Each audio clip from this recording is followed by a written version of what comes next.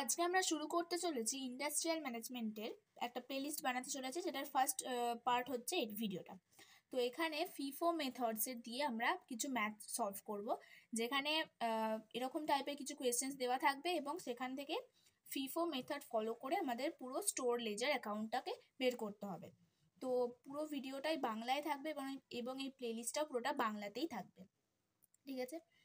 So কোয়েশ্চেনটা দেখে নেওয়া যাক। From the following information, prepare store ledger account under FIFO method. This is the question. 2019 সালেতে জানুয়ারির 1 তারিখে আমাদের স্টকেতে এই প্রোডাক্টটা রিসিভড করা হয়েছে। Receives 500 units at ₹20 per unit. তার মানে 20 টাকা করে 500 ইউনিট আমরা রিসিভড করেছি জানুয়ারির 1 তারিখে।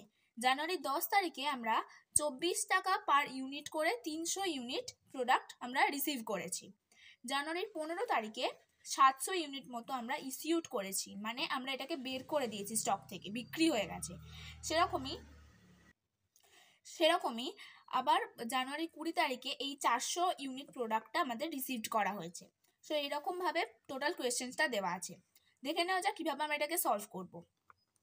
প্রথমেই আমরা এরকম রো বানিয়ে নেব, চারটে কলাম বানিয়ে নেব, যার মধ্যে প্রথম কলামটা হবে ডেটের, যেখানে এই সব ডেটগুলো লেখা থাকবে।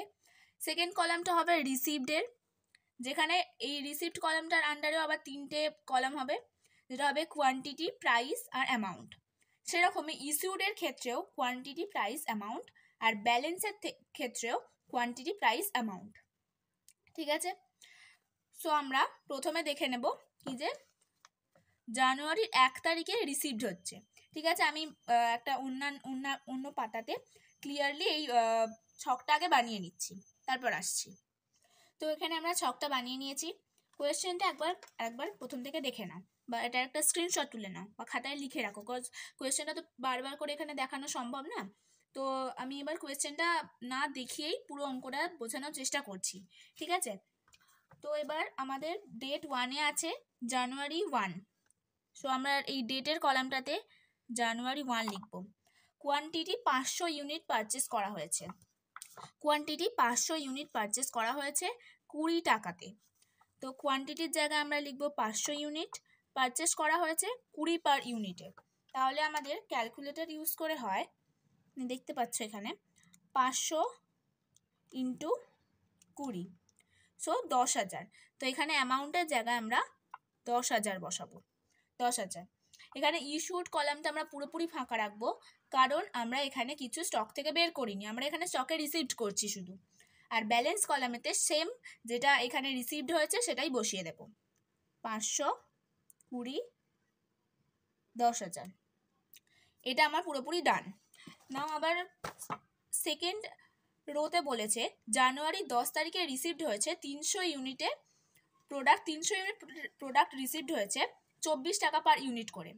তাহলে আবার এখানে লিখব 300 ইউনিট রিসিভড হয়েছে 24 টাকা করে। তাহলে হবে 300 ইন্টু 24, 7,200। এইভাবে আবার এই যে সেম যেটা এখানে রিসিভড কলামেতে আমি লিখলাম, সেমটাই ব্যালেন্স কলামেতেও লিখে দিতে হবে, 324, 7,200। এতক্ষণ অবধি পুরো ঠিক আছে। এবার জানুয়ারি 15 তারিখে 700 ইউনিট মতো ইস্যুড করা হয়েছে। যখনই আমরা ইস্যুড দেখতে পাবো তখনই ব্যালেন্স কলামেতে একটা দাগ টেনে দিতে হবে। এবার বলেছে যে যেহেতু এটা ফিফো প্রিন্সিপাল ফলো করছে এবং এখানে বলেছে 700 ইউনিট মতো ইস্যু করা হয়েছে,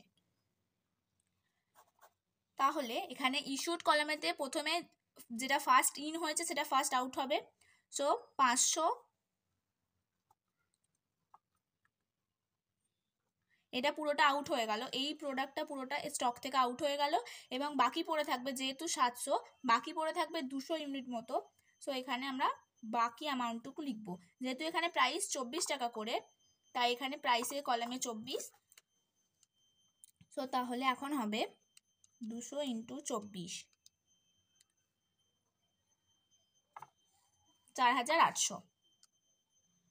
এই প্রোডাক্টটা পুরোটাই ইস্যুড হয়ে গেছে, তাহলে এখন এখানে পড়ে আছে আর 100 ইউনিট মতো। টোটাল ছিল 800 ইউনিট, 700 ইউনিট ইস্যুড হয়ে গেছে, তাহলে এখন পড়ে আছে আর 100 ইউনিট মতো। তাহলে 100 ইউনিট এই 24 টাকা প্রাইসে পড়ে আছে, তাহলে হচ্ছে 2400। তারপরে আমরা আবার জানুয়ারির, এটা হয়েছে জানুয়ারির 15, তারপর জানুয়ারির 20 তারিখে আমরা রিসিপ্ট করব 400 ইউনিট 24 টাকা করে। তাহলে রিসিপ্ট কলামেতে লিখব 424, তাহলে এখানে হবে 9600। সেম এটা এখানে বসিয়ে দেবো, এটা আগে ছিল সেটা আগে থাকবে 2400, আর যেটা নতুন রিসিপ্ট কলামে এলো সেটা পরে বসবে। তারপর জানুয়ারির 25 তারিখে আবার ইস্যুড হয়েছে 300 ইউনিট, তাই প্রথমে এই 100 ইউনিটটা এখানে জানুয়ারির 25 ইস্যুড হয়েছে, প্রথমে 100 ইউনিটটা বাইরে বেরিয়ে যাবে, কারণ যেহেতু এটা ফিফো প্রিন্সিপাল ফলো করছে 124,000। তারপর যেহেতু টোটাল 300 ইউনিট মতো এখান থেকে ইস্যু হবে, তাই এখানে বাকি থাকবে 200, তাই টোটাল হয়ে যাবে 300। অতএব এখানে হবে 4800। টোটাল 300 ইউনিট আমার বেরিয়ে গেল, তাহলে এখানে 400 আর 100 টোটাল 500 ইউনিট ছিল, 300 ইউনিট ইস্যুড হয়ে গেছে। তাহলে এখানে টোটাল 500 ইউনিট ছিল, 300 ইউনিট মতো ইস্যুড হয়ে গেছে, তার মানে এখন পড়ে থাকছে আমার কত, 200। তাহলে এখানে যতটুকু পড়ে থাকছে সেটুকুনি লিখে দেব, 200 ইউনিট 24 টাকা করে, তাহলে হচ্ছে 4800।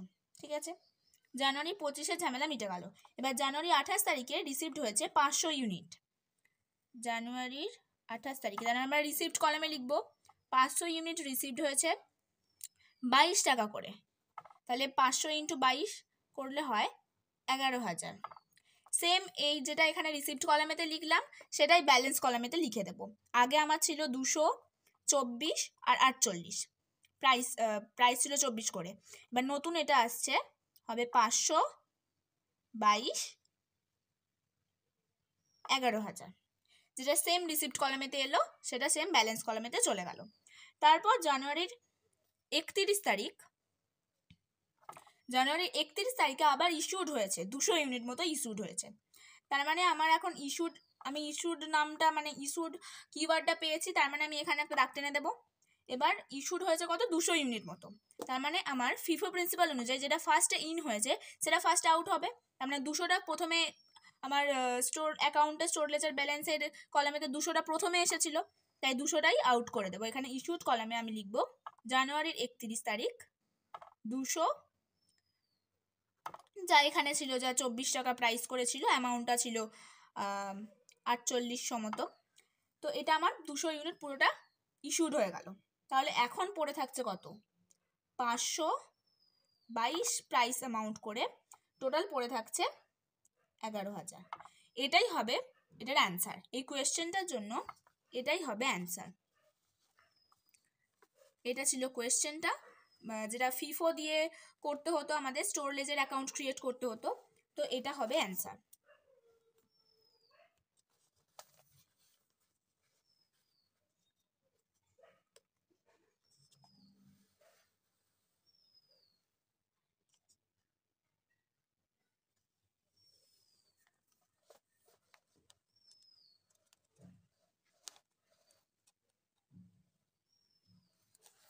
শেষেতে লিখতে হবে closing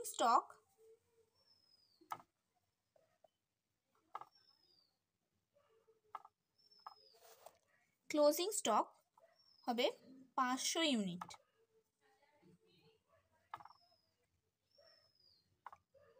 22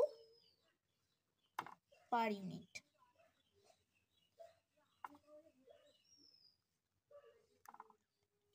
So that's all for this video. Thank you so much.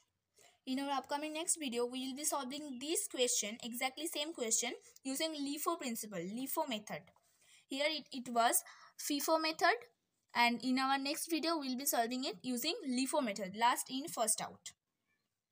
Stay tuned for this until